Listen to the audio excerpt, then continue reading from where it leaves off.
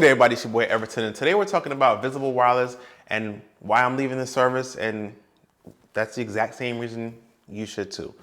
Let's go ahead and get into it. So first thing, it is true, I'm not going to be using Visible Wireless anymore, but I want to say three things because there are some people who might be affected by this decision, or they may feel like they're going to be affected by this decision. So let me just make a few things clear before I go into the video. I have covered Visible before. People have signed up under Visible before me, and it's not a total outcast of or like me bashing the company. This is not what that is. I am going to actually be continuing to pay for the service, right? And that's important because people have signed up under my Party Pay promotion. Party Pay is where if you join my party, your bill goes from $40 to $25 a month. It's gonna save people $15 a month. I am gonna continue to pay for this service for the foreseeable future. People don't have to abandon the party or try to find another party. So yeah, I will pay for it. Now, why am I paying for it when I'm not gonna be using the service? Well, it's because people have signed up under my referral code, and my bill for the next 12 months is going to be $5 per month. It is something that I can definitely pay, to make sure that other people who want to check out Visible can continue to use it. So $5 per month isn't a big deal for me. $5 is $5, but at the same time, I'll continue to pay it. And also, I do have some referrals sitting there, so I'll probably be paying for it for the unforeseeable future, right? So you don't have to jump ship and jump off my Party Pay. And lastly, is because things may change in the future, right? The issue that I'm having may change in the future, right? So I want to be able to. I can always revisit and sign back up, but I'd rather just have the SIM card here and maybe pop it in a few months down the line if I see like a headline, something's changed, and check it out, maybe report on if things have gotten better or not in the future. So once again, I am going to continue to pay for Visible. I'm just not going to use them. I'm actually looking for a replacement service to another MVNO, not a major carrier. I'm all about that mobile virtual network operator life, those prepaid life. And so I'm looking for another service to replace them with, but I'm no longer going to be using Visible.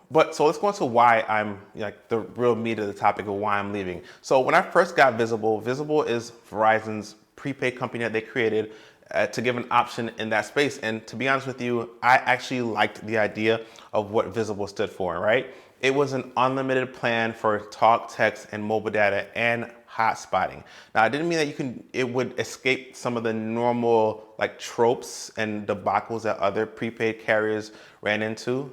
So even though everything was unlimited, talk, text, mobile data, and tethering, mobile tethering or hotspotting to another device was limited to one device at a time.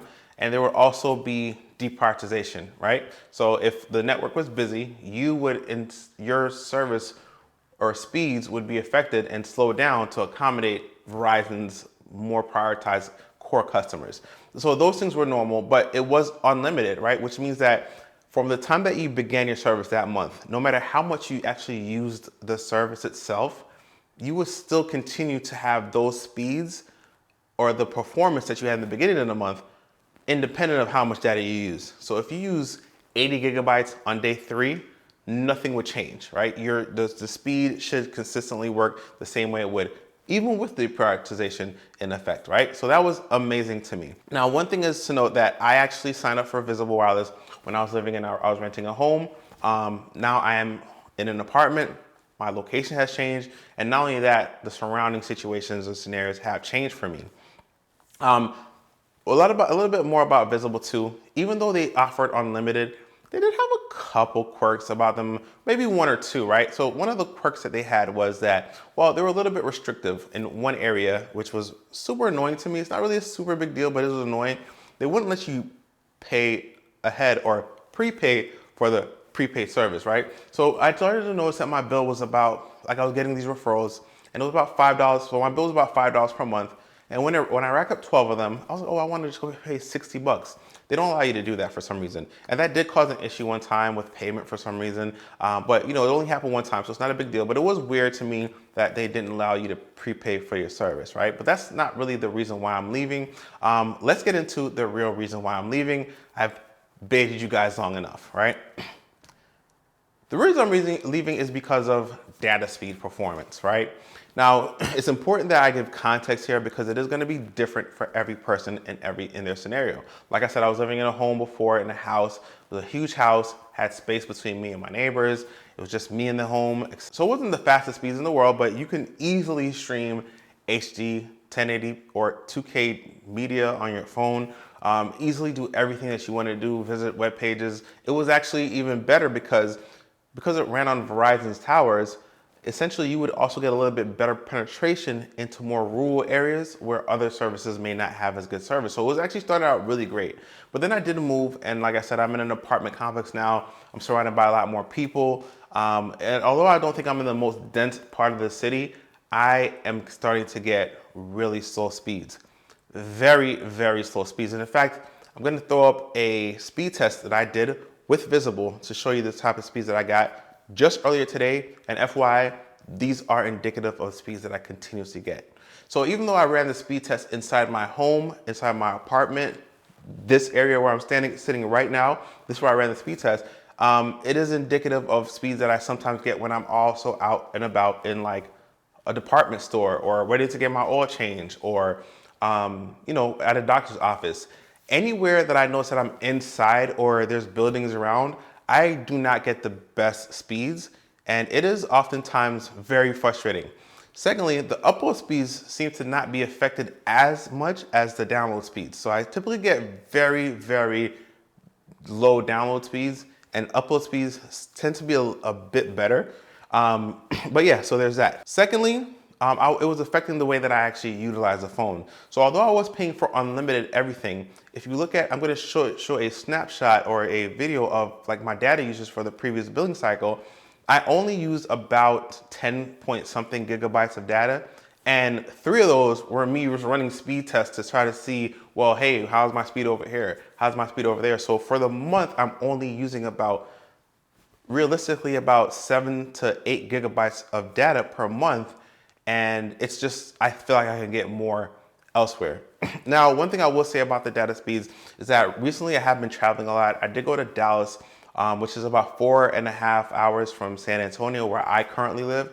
And it has been, I pulled over onto the side just to take a break from driving, or I want to stop and get a snack or something like that. And when I'm on the highway, like in these open areas, I get really, really fast speeds. And I had received over 200 gigabytes or megabytes down per second one time. It was on the side of the highway next to a gas station in this big open area. It wasn't very populated at all. Basically what I'm saying is that if you're in a more open area with not a lot of buildings around, I tend to get better service. Now, this is concerning for 2 reasons. Number one, I remember a situation like this happening when I had T-Mobile, and I actually loved T-Mobile, except certain areas didn't have great reception. So after that, T-Mobile did buy a 600 megahertz spectrum from the government, and that spectrum TV channels used to actually utilize to broadcast TV into homes. So it was better at penetrating like buildings and concrete and things like that. And I noticed that a few months after they actually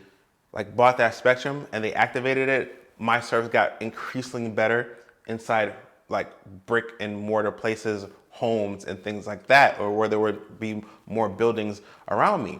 So I attribute it to something similar because when I'm out in open areas, the speeds are really, really good. Just indoors, they're really, really not good. Or if you're surrounded by a lot of buildings, there seems to be like a lot of obstacles to get this good data speed. Verizon has also stated that they have unleashed their mid-band C or their C-band for 5G. Now, this has been a tumultuous rollout because of the fact that they were dealing with some issues with the aviation and FAA, saying that it might interfere with certain signals and certain data for airplanes. So around airports, it has been a more restrictive rollout. Now, for me personally, I have not seen any difference within the rollout from what I had before to the speeds that I have now after the C-band deployment. And Visible was stated to have access to this band of the C-band. I haven't noticed it in my personal day-to-day. I'm still having very low speeds. So I am definitely going to have to look for another option.